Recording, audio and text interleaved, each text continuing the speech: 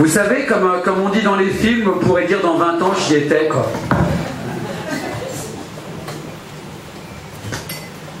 Un texte qui s'intitule L'instinct de mort. Je me réveillais perplexe, comme chaque matin, m'interrogeant sur la raison de ma présence parmi les vivants. Conscient de vieillir, je prenais soin de déchoir harmonieusement en surveillant mon alimentation. M'imposais 1 à 2 heures de marche quotidienne et nourrissais mon cérébral de littérature. Tout semblait aller pour le mieux dans la plus confortable des routines. Pourtant, masqué par la tranquillité, l'obsession du suicide me taraudait depuis des semaines, au point de porter mon existence au firmament de ses paradoxes.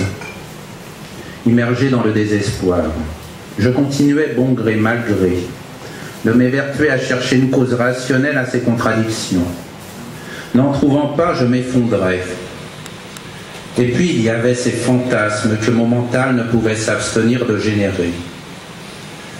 En quelques secondes, ils m'envahissaient, dévastant ce que la rigueur et la discipline m'octroyaient d'équilibre émotionnel.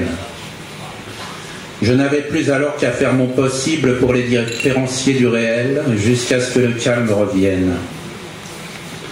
Un calme que sa stabilité précaire m'avait appris à considérer comme l'expression de ma soumission à la volonté d'un Dieu d'amour. Je n'avais toutefois rien d'un mystique ni d'un ascète. La tentation de m'adonner à nouveau aux drogues, l'envie de fuir mon ordinaire dans une pornographie repoussant les limites de l'obscène, ou celle de lâcher la bride au nihilisme et à la violence qui m'habitait ne me quittaient quasiment pas. Fatigué de les combattre, je leur répondais par le silence. Fermant les yeux, j'inspirais en relâchant progressivement ma ceinture abdominale et j'expirais avec lenteur et régularité en la contractant.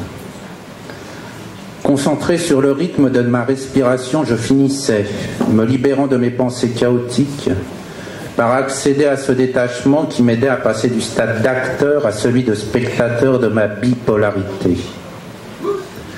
Loin cependant d'avoir le profil d'un homme d'affaires New Age, lobotomisé par son gourou mercantiliste, la foi que je sentais croître en moi venait davantage de la capitulation que de la spiritualité consumériste.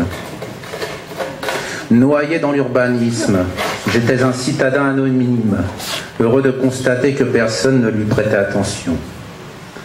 Un citadin anonyme que l'instinct de mort embusqué dans ses névroses condamnait à redoubler de vigilance. Merci.